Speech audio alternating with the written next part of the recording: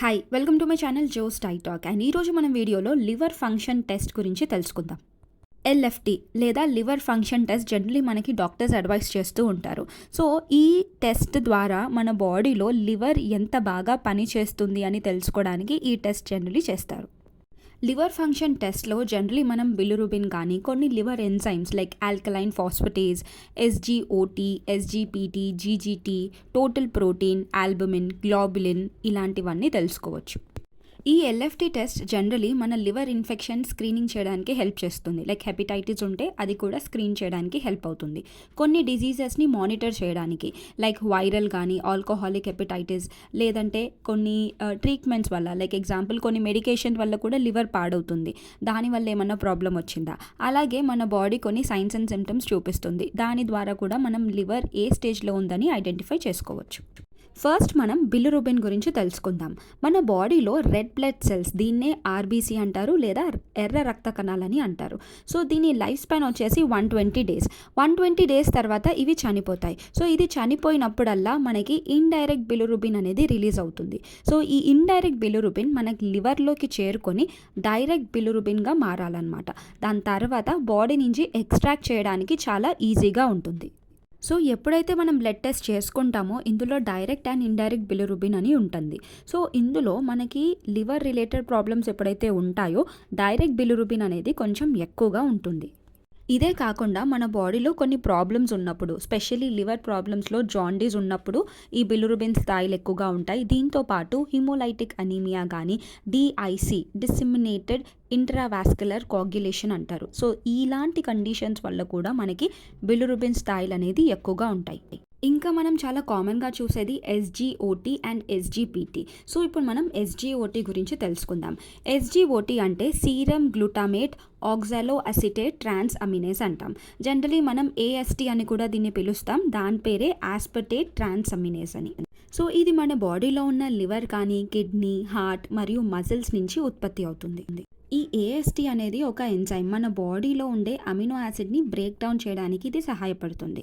ఎప్పుడైతే మన లివర్ అనేది డ్యామేజ్ అవుతుందో లేదా లివర్ డిజీజెస్ కానీ మజిల్ డ్యామేజ్ అవుతుందో ఈ స్థాయిలు అనేది ఎక్కువగా చూపిస్తుంది. నెక్స్ట్ ఎంజైమ్ వచ్చేసి ఏఎల్టి లేదా ఎస్జిపిటి. సో ఏఎల్టి అంటే ఆల్కలైన్ ట్రాన్సమినేస్ అండ్ ఎస్జిపిటి అంటే సీరం గ్లూటమేట్ పైరువేట్ ట్రాన్సమినేస్ అని అర్థం. ఈ ఏఎల్టి అనేది మనకి ఎక్కువగా లివర్ నుంచే ఉత్పత్తి అవుతుంది. సో ఎవరికైతే లివర్ రిలేటెడ్ సమస్యలు ఉంటాయో వాళ్ళకి ఖచ్చితంగా ఈ ఏఎల్టి అనేది ఎక్కువగా చూపిస్తుంది. ఎవరైతే ఆల్కహాల్ ఎక్కువగా తీసుకుంటారో వాళ్ళలో ఈ ఏఎల్టి స్థాయిలు అనేది ఖచ్చితంగా ఎక్కువగా ఉంటాయి. నెక్స్ట్ ఆల్కలైన్ ఫాస్ఫేటేజ్, ఏఎల్పి అని అంటాం. ఏఎల్పి అనేది ఎంజైమ్, ఇది మనకి లివర్లో మరియు బోన్లో కూడా ఉంటుంది. ఇది మన బాడీలో ఉండే ప్రోటీన్ని బ్రేక్ డౌన్ చేయడానికి సహాయపడుతుంది. ఇంకా కొన్ని కండిషన్స్లో స్పెషల్లీ మన ప్రెగ్నెన్సీలో కూడా ఆల్కలైన్ ఫాస్ఫేటేజ్ అనేది ఎక్కువగా పెరుగుతుంది. ఎదిగే పిల్లల్లో కూడా ఆల్కలైన్ ఫాస్ఫేటేజ్ కొంచెం ఎక్కువగా ఉంటుంది. కొన్ని important conditions like bone cancer లాంటి కండిషన్లో కూడా ఆల్కలైన్ ఫాస్ఫేటేజ్ ఎక్కువగానే ఉంటుంది.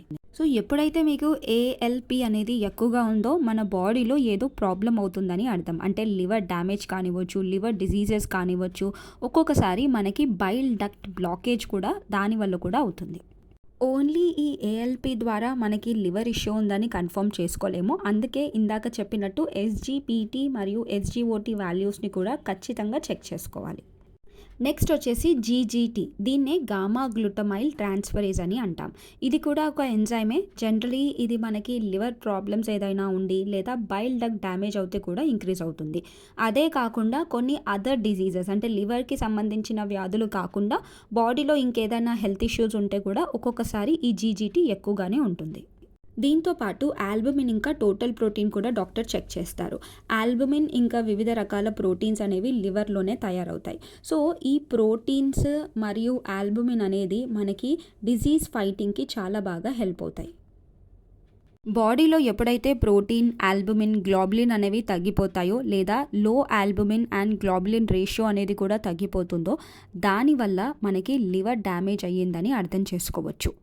ఈ ఆల్బుమిన్, గ్లోబులిన్ మరియు టోటల్ ప్రోటీన్ తగ్గడానికి ఇంకా ఇతర కారణాలు కూడా ఉండొచ్చు. అందులో గ్యాస్ట్రోఇంటెస్టినల్ ఇష్యూస్ కానీ కిడ్నీ రిలేటెడ్ సమస్యలతో బాధపడుతున్న వాళ్ళకి కూడా ఒక్కొక్కసారి ఈ కండిషన్స్ అనేవి వేరీ అవుతాయి. సో ఓవరాల్‌గా ఎల్ఎఫ్‌టి టెస్ట్ రిపోర్ట్స్ కనుక మనం చూసుకున్నట్టయితే బిలిరుబిన్ స్థాయిలు ఎక్కువగా ఉందంటే జాండీస్ అని అర్థం. హై ఆల్కలైన్ ఫాస్ఫేటేస్ అంటే ఆల్కలైన్ ఫాస్ఫేటేస్ ఎక్కువగా ఉంటే బైలరీ ట్రాక్ అబ్‌స్ట్రక్షన్ అని అర్థం. అండ్ ఎస్‌జిఓటీ, ఎస్‌జిపిటీ కనుక ఎక్కువగా ఉంటే హెపాటోసెల్యులార్ డిసీజ్ అని అర్థం. జీజీటీ కనుక ఎక్కువగా ఉంటే ఆల్కహాల్ ఇండ్యూస్ లివర్ డ్యామేజ్ అని అర్థం. అండ్ ఆల్బుమిన్స్ మరియు ప్రోటీన్స్ కనుక తగ్గిపోతే దీన్ని క్రానిక్ లివర్ డిజీజ్ అని అర్థం చేసుకోవచ్చు. జనరలీ మన బాడీ కొన్ని సైన్స్ అండ్ సిమ్టమ్స్ చూపిస్తుంది లివర్ ఎప్పుడైతే డ్యామేజ్ అవుతుందో.